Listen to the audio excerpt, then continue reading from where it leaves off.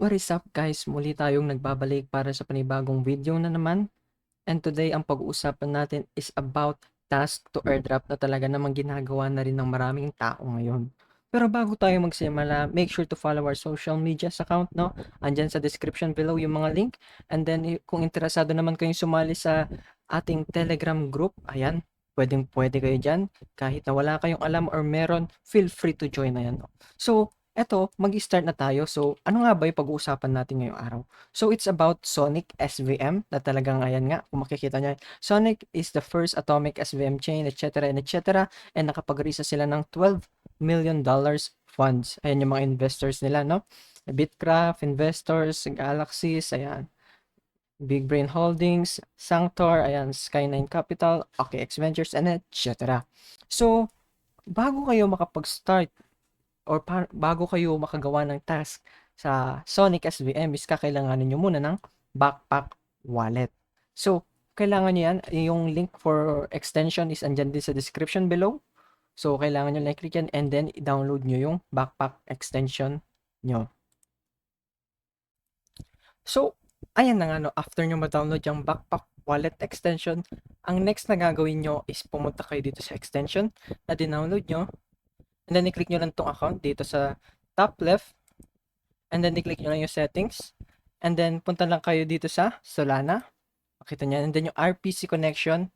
And then, click nyo lang tong custom. And then, i-paste nyo lang yan. So, makikita nyo yan yung guide dyan sa description below. And then, update nyo lang siya. And then, after nyo ma-update, okay na kayo. I-back nyo na. And then, next na gagawin nyo is pupunta kayo ng faucet. And then, ika-copy nyo yung wallet nyo sa backpack. Yung Solana wallet ninyo. And then, mag-request lang kayo ng funds mula dun sa faucet nila.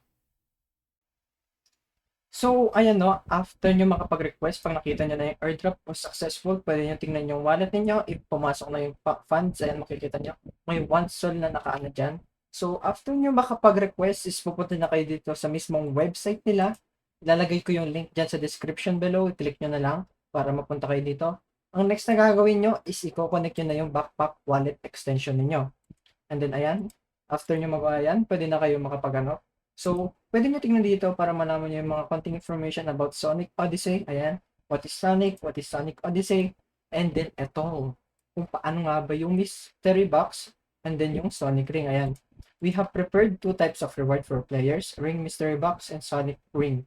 Rings are the primary core resource for future rewards. So, dito talaga kayo magpo-focus sa rings. And then yung Ring Mystery Box is like way lang to obtain Sonic Rings. So, mamaya papakita ko sa inyo, ayan, paano nga ba maka-earn ng mystery boxes. Ayan. So, first thing, ayan, Meet Sonic. Makikita niyo yan. So, i-connect nyo lang yung Twitter and then yung Discord ninyo para makakuha kayo ng 3 ring mystery boxes. So, ayan, makikita nyo yan dito. Ayan, current balance. Ayan, meron na akong 3 kasi na-connect ko na yung Discord and Twitter ko. And then, dito tayo sa daily check-in. Makikita nyo, ayan, for 1 to 7 days, may makukuha kayong 1 ring mystery box. And then, for 8 to 14 days, meron kayong 2 ring mystery boxes na makukuha. And then, if consistent talaga kayo, ayan, 14 days onwards, ayan, may makukuha kayong 3 ring mystery boxes. So, click nyo lang yung check-in para makapag-daily check-in na kayo. So, approve nyo lang yan and then mababawasan yung funds nyo dito and then lilitaw na nakapag-check-in kayo. So, may nakuha na naman kayong 1 ring mystery box.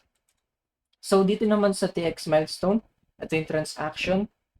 Tuturo ko yan sa inyo. Ayan. Meron na akong transaction na nagawa, which is yung dito nga, check-in. Count yun as transaction. And then next, ayan, pwede na kayo mag-proceed dito sa tinatawag nating Jogo. So, ayan o, nandito na tayo ngayon sa Jogo Game. So, makikita niyo yung link dyan sa description below and pwede kayo mag-register dito using your email or pwede rin kayo mag-register using your Solana wallet. So, ako nag-register ako dito using my Solana wallet. Ayan. So, gagamitin ko lang din yung wallet na dinownload ko kanina. So, after nyo mag-open or makagawa na ng account dito makapag-register, pupunta kayo sa profile nyo dito sa top right. Makikita nyo yung Jogo, something plus my number. Ayan. And then, pupunta kayo sa wallet. And then, click nyo yung deposit. And then, click nyo itong faucet para makapag-request kayo ng funds dito sa mismong website. So, ayan. After nyo maklik yan, maghihintay lang kayo ng ilang minutes. And then, makikita nyo na yung balance niyo dito sa wallet niyo. Then, makikita nyo rin siya dito. So, after nyan, after nyo makapag-request ng funds or faucet, pupunta kayo dito sa create. And gagawa kayo ng club nyo. So, let's say, ayan, papangalan siya ng Cryptoverse, no? So, pipili lang ako ng token ngayon dito na gusto kong anuhin. Let's say yung Slurp. And then, maglalagay ako ng amount. Say, 500. And then, submit nyo lang. Ayan, no? After nyo mag-submit, kailangan nyo na lang yan hintayin na ma-approve. So, ayan, approve na siya. So, ang gagawin nyo next is pupunta kayo dito sa My Clubs. So, ayan. Ipindutin nyo dyan yung ginawa nyo. Click nyo yung Created Clubs. Ayan, makita nyo yung Slurp na ginawa nyo yung club. Ayan. And then, click nyo lang yung Manage. And then, i-click nyo itong plus sign or addition sign. So, ayan. Click lang natin siya. And then, maglagay lang kayo ulit ng amount. Any amount. Pwede yan. Let's say 30. And then, submit nyo lang ulit. And then, confirm nyo lang yung transaction. And then, pwede na lang ulit mag-wait. Ayan, no? Habang inintay natin.